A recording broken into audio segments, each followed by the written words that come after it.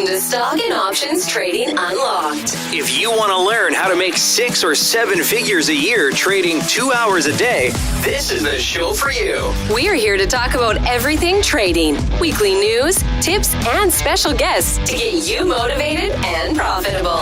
Don't forget, everything you hear is opinion only and not to be considered financial advice. Here are your hosts, Atul Patel and David Picard.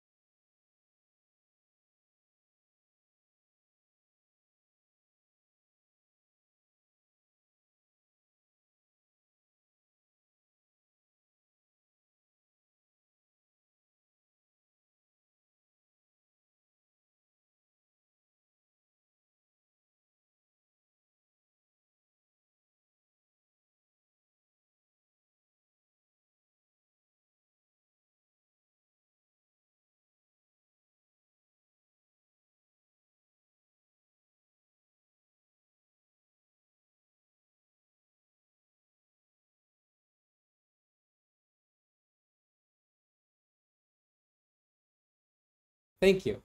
So I changed the mode for the presentation. So we are live, and we're talking. It's just I forgot to switch the scene. That's what I was getting at. Sorry. Hey everybody again. Now you can see me. Different vernacular, maybe. I should have used. Yeah. It's all good. But yeah. Hello, everyone. Yeah, new thing. So we're gonna have we have a guest today. We're gonna talk about swing trading a little bit later. And we brought Mo, who's one of our THT elite members, and he had an amazing week. And there's a certain style he's been wanting to develop, and to really focus on planning, shifting the way he trades, right? And so we'll talk a little bit about how he trades and what the before was and what the current is, and what happened. So that's going to be a great conversation. So looking forward to that a little bit later in the show today. So David, why don't what don't we do in the Market Madness? I'll let you guys jump into that, and then I'm going to finish up a couple of screens. Cash Money Mo. Wow. Is that a new name for you? That is my new name, Mo Money. Sin calling you out. I like it. Yeah, crazy. I mean, what a day. Had a great pop up to 425 level, and had a lower high, and then the selling pursuit. I mean, it's been wonderful. The range we've been getting up and down, all directions. The momentum's been there. You just got to make sure the days when it is consolidation and chop, you stay out, but the opportunities have been there. They've been right. What'd you think about it today, Mo? Yeah, I think there's definitely great range on the indices where, SPY had that parabolic pop into 425, like you mentioned, double top, and then great short. I mean, a lot of the FANG names I was looking at, they didn't really do much. I think they were slightly red, but just seemed like they mostly consolidating, not much momentum either way. Tesla was another name that gave a lot of great. It's been giving great range all week, and it's actually had 6 straight red days. Any pop that it gets, it's it was interesting. And I think like tech is kind of hanging right now with interest rates. There's also they're wondering where it's going to be at as degenerate borrowers. They're liable based on those rates. So I think that's going to be once again important. And with the CPI numbers coming in a little lower, is a little bullish to the market. But today, kind of gave some of that back. Well, my big thing was like I said in the pre-market prep, when you have the pundits saying we're back to a bull market, I'm looking to load up short.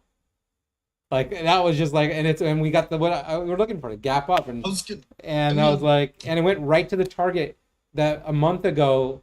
I think it's been a month and a half ago. I was talking about 420 to 424 is like my dream short zone.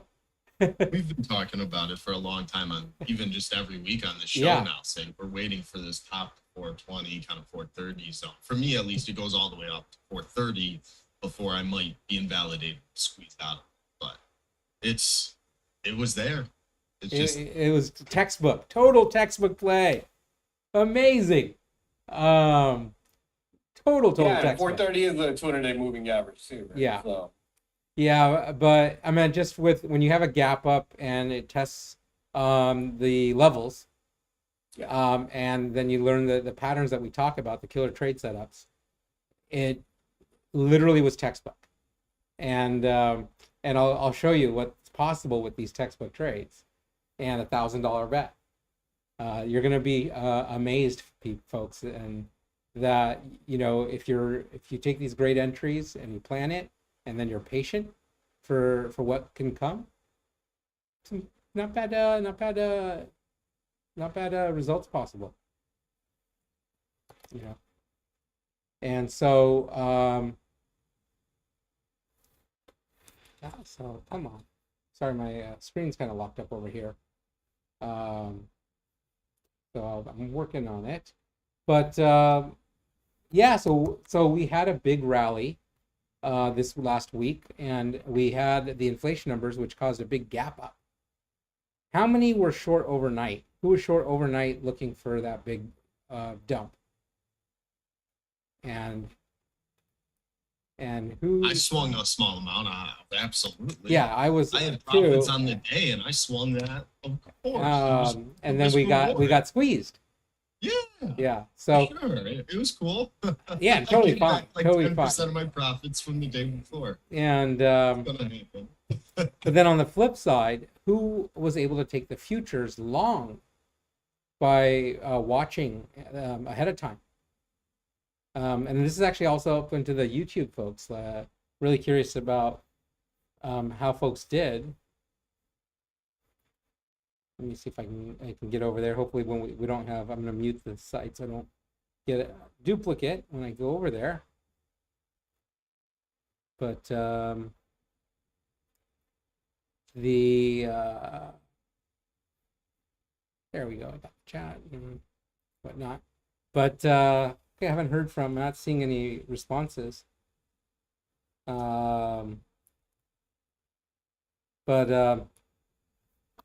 I had one of those where I kind of took a YOLO on Tesla, and then afterwards, like the market closed, I'm like, that was such a dumb YOLO.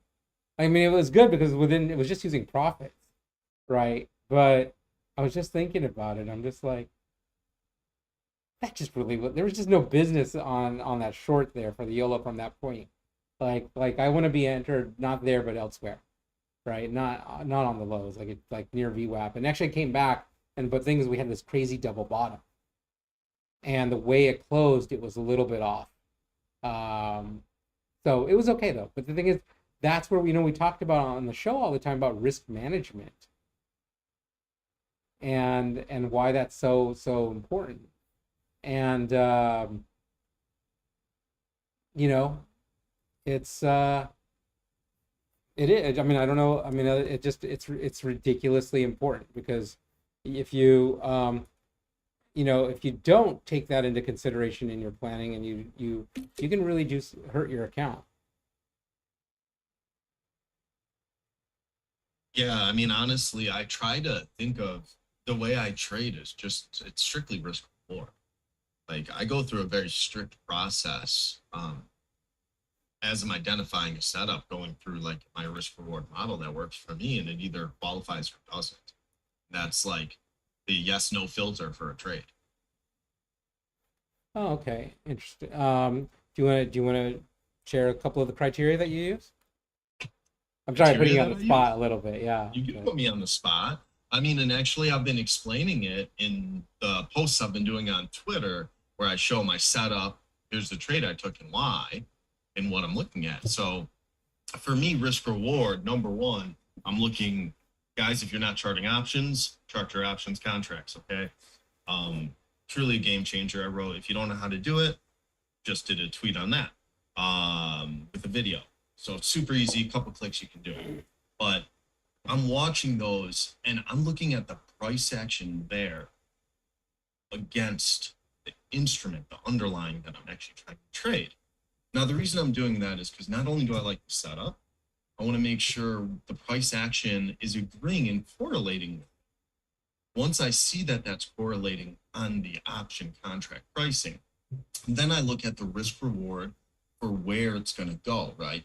So if the underlying instrument goes to target X, what should the pricing of that option be? And now where's my setup not valid? It's the other side of it, right? So where's my risk?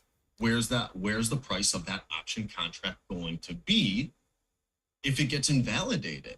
Now that's the reward side. And then I have a specific criteria for me saying, hey, I want it to be a certain multiple. And that's just based on my win-loss ratio, how I like to trade, knowing that, hey, I work really hard for my money, it should work hard for me.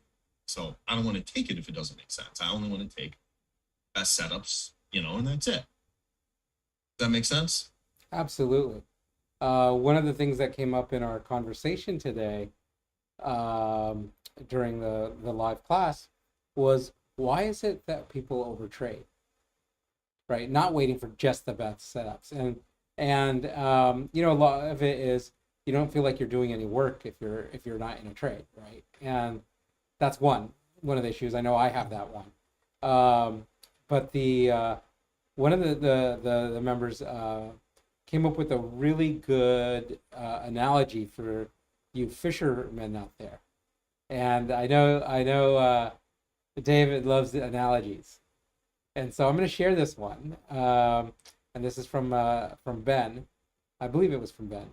But the analogy was, when he goes fishing, he's like, I'm tired of going fishing for, what is it, like sardines or little mackerels or I'm not like the folks that know me, I'm vegetarian, so I'm not really I don't go fishing too much, so if at all, really, because I don't eat fish either. So but from the fish size I understand, those are like really small fish, and he was like, I'm tired of sardines. Like, I am no longer gonna fish for sardines. The only if I'm gonna go fishing, I'm after bluefin, tuna, or something like I don't know. I guess some big fish. I think bluefin's big, and but yeah. So that was his thing. It's like, if I'm gonna go for a trade, it's like I'm going fishing, but I'm only going for the bluefins. And to that point, I risked $110 a contract. That's it. $110 contract. Very tight. I knew what I wanted to do. I closed those out, and now totally could have traded, left it on, managed it better, totally underperformed today. But I got out around $14.70. So $960 in profit, $110 in risk. I mean, easy peasy, no heat, less than an hour time. Yeah, it's beautiful, right? So with that, I think, why don't we go move into the $1,000 bets? Let's do it. I'm gonna actually I'm gonna post the write-up I did if anyone wants to in the thing.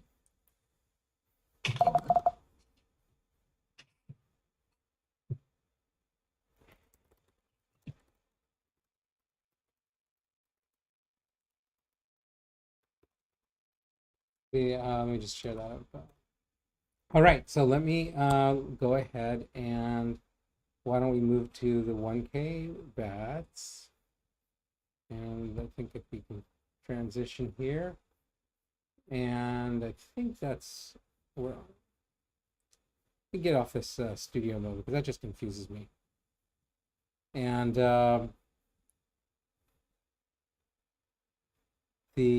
let's see, so we have this, but it's kind of a weird sizing. Is it looking cropped? I think it's looking cropped. Let me make it that bigger. There we go. That looks much better. And let me make that bigger. Okay. So let's see if I can find a way to fit us in here. There we go. Sorry, Mo, I'm cutting you off since we don't have your picture. But yeah. So anyway, so here's our first trade based on our process using the watch list levels right here. And you can see that we basically got the double top. In the pre-market prep, I had talked about, basically, this is before market opened.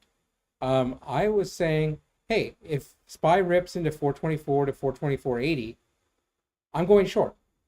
The plan is I want to go short. And based on that, here's where you could have got in. You could have got in 5 contracts for $2, right? So that's $1,000 bet.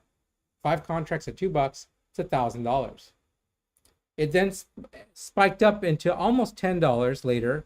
But hey, you know what? I get $8. I'm pretty comfortable with that. $2, it's 4x. 3x on the profit. On full face value on top of that. Okay. Right?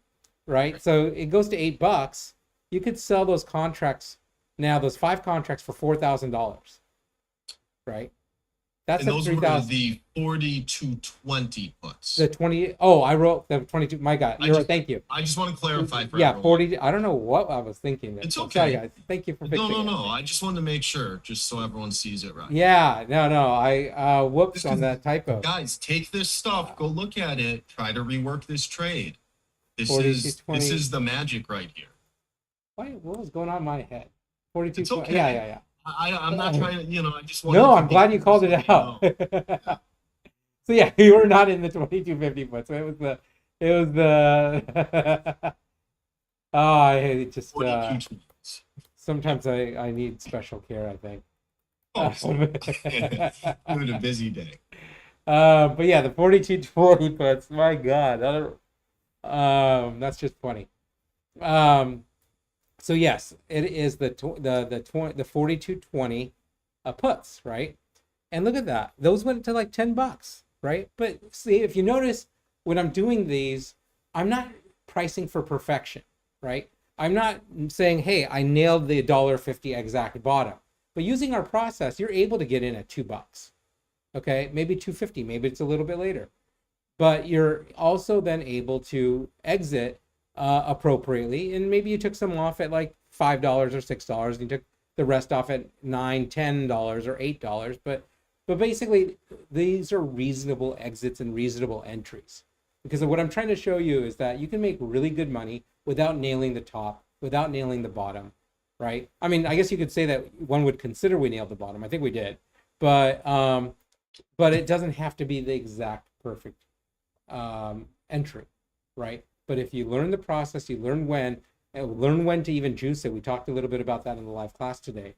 You can actually even made this trade right here. I mean, you're going to need a little more capital, but you could have turned a much more larger profit without much additional risk. But the important thing here is to show, look, you don't have to have a ton of capital. Okay, if you've got good planning, you can do insane profits. Say you're not comfortable risking $1,000. Do $100, 2 contracts, right? you make $300. That's not bad, right? That's not bad. You were risking. No, I'm not. Was that right? Is that what you make? You make $300. Yeah, and with $200 with 2 contracts. Yeah, that's $400. You'd make more, I think. 800. I'm I not can't following do you. Yeah, Your I can't mental do that. math. I'm sorry, guys. I guess I'm tired and I can't do crazy math right now. But because you couldn't. It would not work because you can't take $100 thing on this because the contracts were $2. So that's where I was messing up. Ah, okay. Yeah. So So that's where things went weird. Basically couldn't. But with $1,000, right, you could make $3,000, right? That's one trade. That's off the morning action. Then from the afternoon action and setup, there was another incredible trade, an even more incredible trade. Same situation. I actually tweeted about this out on Twitter. I was a little bit off. I was looking at them when I was doing the contracts for the pricing and the timing and watching the option chart. I was apparently looking at the Microsoft price action and VWAP of Microsoft instead of looking at SPY's price action and VWAP. So that's why I was off by 50 cents, or I was off by $1 on my estimates. So I actually got stopped out, but guess what? I go right back in. Once it's the idea is right and confirmed, I can go right back in. It's okay to get stopped out because I know the risk reward.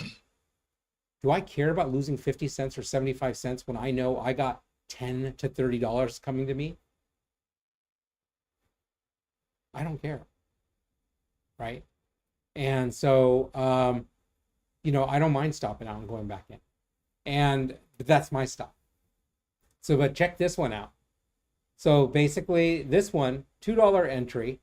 When I put the tweet out, I said, basically I had an 80%, I felt there was an 80% probability we're going to see $10 to $15 by end of day.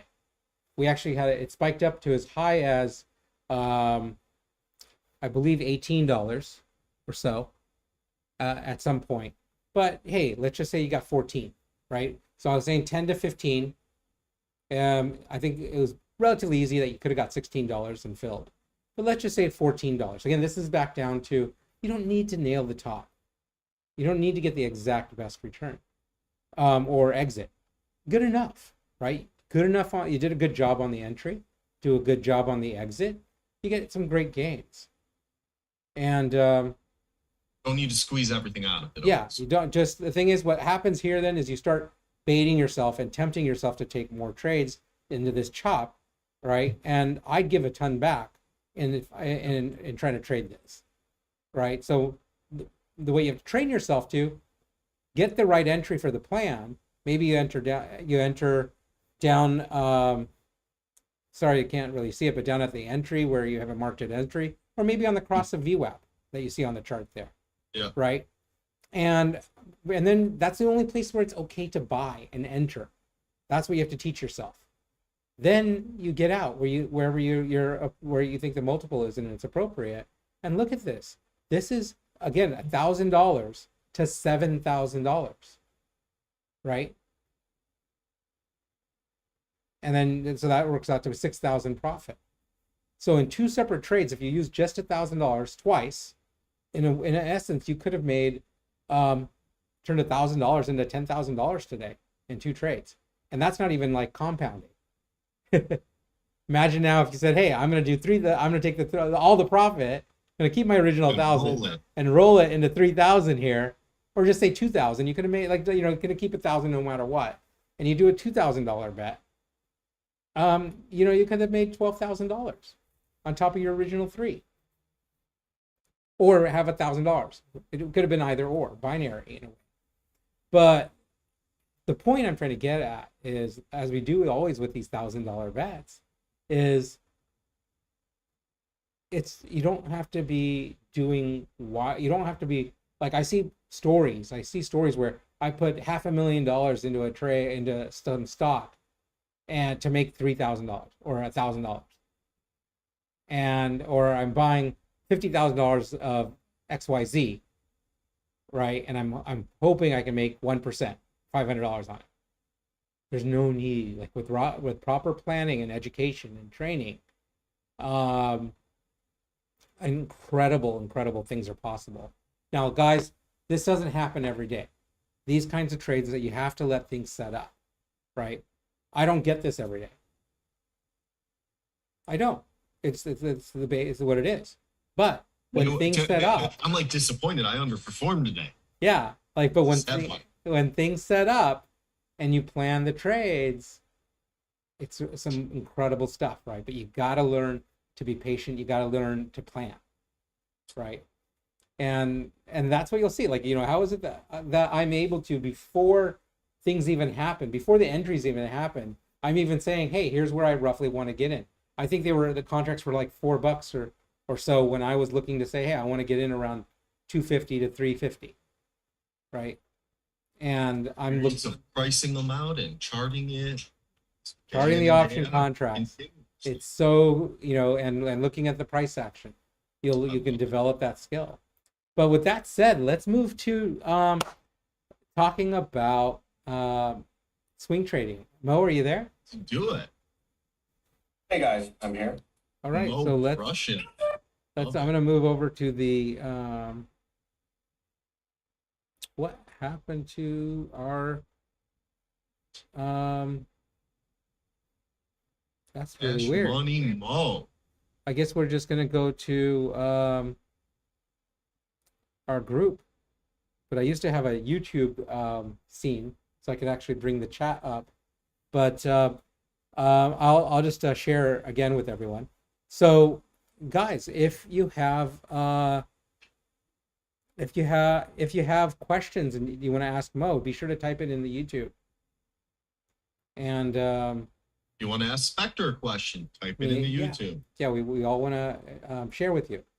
So with that, why don't we? So Mo, why don't you introduce yourself? Hey guys, Mo here. I've been trading for about 3+ years. It's been a pretty interesting journey, and my trading has undergone many transformations throughout that time. Actually, I initially started trading. I really wasn't familiar with risk rewarding. I was basically just chasing candles, 3-minute short or 1-minute short, and hoping the next candle would. Realized, that's not a sustainable process of trading. It's not consistent. I was lucky enough to run into Spectre and he helped, mold my trading and really, about focusing on proper risk reward trades, proper setups, and just trading with a plan, not just as trading, which kind of amounts to gambling. Don't have a plan for when you're going to enter, when you're going to exit, why you're going to enter. You're just itching to make money, and you end up not making money, at least in my case. So you had a lot of growth, growth in your and transformation in how you used to trade when we first started working together, and what you're doing today. Big transformation. Yeah, absolutely. Most of my time, say 25K counter, I couldn't make 500 plus. Then when I was able to turn 20K into well over 200K, span of about 3.5 months, just doing the proper, risk management trades, sizing in when I see a good opportunity and not taking any big losses. Capital preservation is key as well. But majority of my trading previously used to be, just intraday, scalping, level to the other. Recently, I also want to incorporate a bit more swing trading approach as well. I realized this market sometimes gives great opportunities for swing trading. Kind of hear that we have volatility. I was actually able to have 100%, over 100% account growth because I held a lot of calls from Tuesday to Wednesday CPI. Yeah, so let's talk a little bit about that, because I think you had 145 or 147% account growth that day, right? Yeah. And but let's talk a little bit about that risk management. So you decided, hey, like, tell us the story or the concept you had in your mind about what was going to happen with the CPI numbers, and then based on where you were entering, why you entered where you were, and what you were risking. Sure. So, I mean, the charts that I was looking at on large time frames, daily and weekly, all seemed bullish going into CPI. And it just seemed like that, you know, gapping down after every CPI had become like so routine, predictable. And as well as, you know, you see gas and a few other commodities coming down that seem like, you know, it might be small. It doesn't have to be like, you know, super small, but considering we're coming from, peak like pessimism in the market, any kind of glimmer of good hope would have caused a big squeeze. Everyone and their mother was short. So with that being said, the names that I targeted showed relative strength on Tuesday. For example, you know, Amazon, Microsoft, held VWAP all day. Microsoft was actually even green. You know, I think NASDAQ was down 1% on Tuesday, and Microsoft was green. And I was able to grab the 282 calls for about 2 months on Microsoft. And to me, that was discount shopping. Monday, it was same contracts for 5 months. Getting the contract that I like for half the price. It's very bullish, very strong, you know, currently. And it held 280 like a champ. So I was like, you know what? Risk against 280 and take that one. Okay. And Amazon, it just kept consolidating above VWAP right around the 138 level, which is a key level. And it didn't really go green like Microsoft, but again, I was able to do discount shop. 140 calls, I was able to get them for $1.17. Monday, the same ones were about like $4 or $5 for just $5. So I'm like, you know, no brainer, discount shop. Get it for $1, it's $5, right? And third one that I got into the Netflix 330 calls. I don't know if people remember, but Monday Netflix had that insane rip at 340. Showed strength, tremendous strength the whole day. It's 230 calls, sorry, and as high as $12. So now I'm thinking, you know, it's $12 yesterday. I'm getting the contract that I like for 3. Like, I gotta get it. It's practically clearance right there. And, you know, sure enough, Netflix, what came to the watch list level at 325.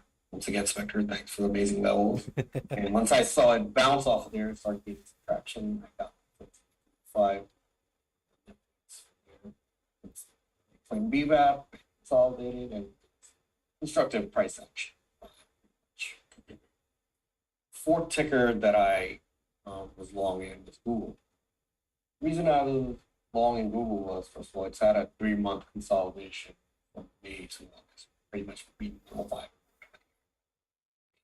It's lagging behind other things here from this thing. If it can clear 120, you know, we can definitely have something. Like it's not going to consolidate for the rest of the year. It's cool. And, you know, I was able to get the 118.50 calls for this week for about 70 cents, 71 cents. Once again, discount shop, right? The day before, calls were near $2. We tested 120.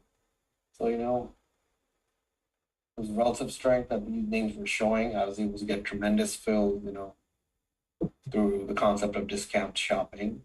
And my bet was that, you know what, the CPI is not going to be worse than expected, and we're going to get a bit of a short squeeze and rally. Right? The charts are constructive, and, you know, small caps are outperforming, and a lot of your high flying growth, like astronomical PEs, they're also flying. So that shows that we're in a bit of a risk-on environment. People are putting money to use. So all these signs kind of like, you know, coincided. It worked out great. The market opened Wednesday. So I woke up very, very green, and I was like, oh shit.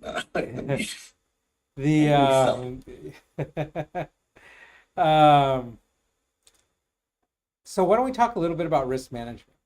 So Yeah. how much capital of your account, how much capital did you allocate toward this idea across all the trades?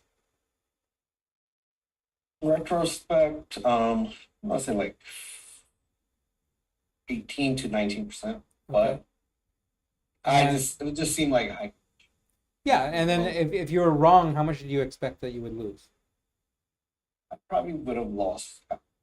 Half. So you're willing. So you're willing to risk 10%, right? Roughly. Yeah. That you're willing to lose 10% of your capital for this idea, and you had high conviction. Yeah. Yeah, that's totally fine. You say, I mean, you didn't go all in. That's my No. point, right? You're like, oh, you don't know. You're like, okay, hey, I believe in this. I'm willing to risk, whatever, right? Yeah. So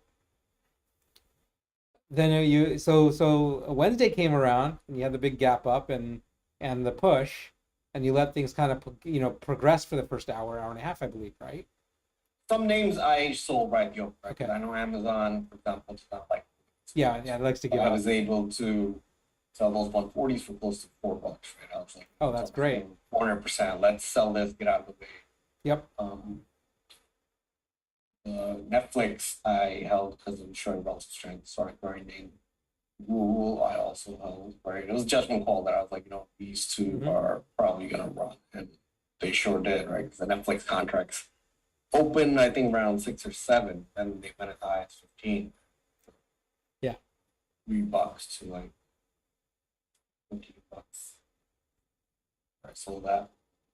The Google's been more than triple. Actually quadrupled as high as 280. Right. 80. Microsoft was a little choppy, but I was able to sell that for 300%. So you ended the day at what, 140, 145, 47%? So based on these swings, I was already up 100. I mean, after that, I did some other trades that got. Okay. So then for the swing trades you got, you were at what? Yeah, I was like 100%. Just off the swing. 107 or And after 120? that, when Google. I didn't hear you. 100 and what? 100%. Oh, 100%. Okay, so cool. So you risk 10% for a 100% gain in your account. Yep. That's a great risk reward, right? It worked out. Yeah, thank you. And the only reason it worked out that way was because I was patient for the entries and the discount show. Yep. If I didn't wait for these FANG names to kind of like, pull back and just support on Tuesday and got them at the high. Oh, then you would have been down 80%, and then you would have been like, what the hell? Exactly. Like, I would have gotten stopped out. you probably would have got stopped, and then that I would have been pissed on Wednesday, like, darn it, right idea with bad execution. Because watching Netflix action on Monday, it was giving me a lot of FOMO. The thing's going, which I size in by like, don't size in with 230, it's at $7. So how many folks have actually had that experience? Right idea, got stopped out, and the next day it worked out. Everyone who's traded. Yeah. Not a good feeling. Yeah. So yeah. Super happy for you, Mo. Awesome. Yeah, and you great, were like great. eyeing that setup too, right? So you were just like stalking it, thinking about it, really evaluating it, which is great when you really put in that work and then watch it come to fruition. Because like you said, it also gave you the conviction to do it because you had taken the time to not, to think through what the setup was, the risk reward, what you'd like to see happen for you to be confident in. Yeah, absolutely, right. It was something where a lot of different factors lined up, and I thought about everything from the macroeconomic picture to how the technical charts for setting up, and everything kind of like lined up.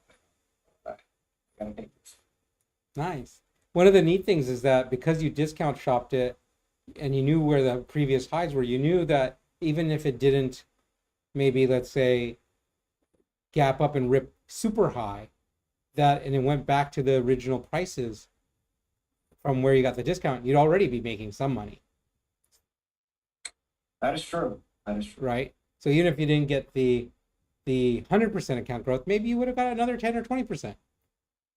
Yeah, absolutely. Right. So it felt like this was a free. So it sounded to me like this was clearance shopping. You're like, this was just crazy, great risk reward opportunity here. That with while you were maybe risking 10% of your account, the probability of that loss you felt was not 50-50, maybe, 70-30 or something, 30-70. What? Yeah, I'd call it 70-30, right? I mean, it just didn't seem like we're going to go back to 400, right? Yeah. Well, I'm super glad it worked out, and I want to say thank you for sharing. I saw you alert your Amazon entry in the swing alerts, so thank you for doing that. And keep up the good work on. I'm looking forward to seeing more of your analysis on swings, trades, and your ideas and your alerts, and it'll be fun when we go through it this weekend to see how things played out. Absolutely. Yeah. Thank you. So yeah, thank you guys. Thanks everyone for coming and joining us. I hope I hope it was helpful to everyone to hear a little bit from Mo about his swing trading and planning. And Mo, do you have any tips that you might want to share to people that might be wanting to swing, or why you chose to swing trade? My tip for swing trade would be very patient. If you want to enter a position, you want to hold it overnight, either get it at major support or near. Please do not chase something that's high, like, hope for a gap up, right? Because that way you're not minimizing your risk. So get it off a support level, that's established, it kind of minimizes your risk. Patience with the entries, discount shopping, recipe to making money. So talking about like swing trading a little bit, how you process it, do you have any like rules or systems in place regarding entering trades besides at supports? But like, do you want to see like days finish? Right. Are you okay entering at the beginning of the day? Do you ranges, anything with that? Any tips? So yeah, it's a good question. Bigger picture wise, right? I try to analyze weekly candles and see potential target for this week's. That's an exercise I did this past weekend where I basically looked at names that have consolidated last week or week before where the range is getting tight and some mean inversion is due. And then I came across Netflix. I realized Netflix weekly range last week was its tightest in 2.5 years, not since January 2020. So immediately I put that on my radar. Something is that foiled, there's going to be an outside move either direction. Yeah, it was so due. Yeah. And then Google, I looked at 3-month consolidation, so looking at things on a bigger time frame, right? The pattern is how the weekly charts are setting up. You kind of derive like a week target aim for that. Another name that we didn't talk about, John Deere. Dexter and I talked about that on Sunday, right? Last week's weekly range on John Deere was its tightest of the year, basically, range or whatever. So we were looking at the chart and we were like, 345, 6 week resistance sellers there. But if you can clear that, it's probably going 360 plus. And first 2 days were choppy, but sure enough, right now it's at 360. That end of week target. So if you can look at bigger time frames like weekly, daily, and derive an end of week target, and then try to discount shop for that. For example, if your target on John Deere is 360, you want to try to skew the risk reward in your favor, right? Like get the 350 calls for like $1 or $2 instead of 5 or 6. That way, if it gets to 360, you don't just want like 1x your risk. You want 4 or 5x your risk. Right? That's the ideal entry would be. So keeping your target in mind and then hunting for which contract. So why do you want a 4 or 5x reward? Why do I want it? Why not? I mean, you can get it if you are patient, right? Well, I mean, I think of it because it's a numbers game. Yeah. Right. So you don't need to be right. Even if you're right just half the time, you're going to be a profitable trader. That's true. Yeah. If you're only aiming for like 1x or a half, 50% reward for your risk, right? The times you're wrong, gonna be much greater. Right? You're gonna end up being negative. you're shooting for the outside risk reward, you can need, like you said, 50% ratio of success will still be. Yeah, I mean that's the key for growth in trading. 3 to 5x. You can repeatedly have wins at 3 to 5x and just a 50% win rate, your account doesn't have the ability to not grow. It literally cannot not grow. Yeah. Right? But you have to do your part, which is find the trades that are going to give you that 3 to 5x reward. Hold for that 3 to 5x reward when you do get in those trades. And then when it doesn't work, stop out when you're supposed to. Don't keep piling on and whatnot. It just, the idea didn't work. Right? It's really that simple, right? Wouldn't you say? Yeah, absolutely. I think you said it better than I could. Oh. But yeah, that's why I was bringing that up, because we want to. I can't stress enough, everyone. Please, trade less, plan more, hold and trust and believe in yourselves. Right. So, with that said, I have to actually hop off a little bit earlier. I've got dinner plans tonight, and so would just want to say thank you to everyone for coming and joining us. Thank you, Mo, for sharing your great win this week, and Thank you, man. yeah, I mean, it was great, and looking forward to more swing trades together. Absolutely, man. And Dave, thank you. Of course. You've been doing those great write-ups each day, and so I hope those that are watching, I hope you're finding this useful, and hoping we're helping you become better traders, because that's what we're here and about. Be sure to like, share, and let people know about these videos and these live streams and YouTube videos that we're doing, because really I hope that to hear from each of you about your successes in trading. Right? Please tweet at me at Spectre_Trades or Options Dave. It's meaningful when we hear about your success. I cannot tell you enough how happy I am when I hear about people's success. So it's just awesome. So thank you guys for coming, and we'll see you next time. Take care, everyone.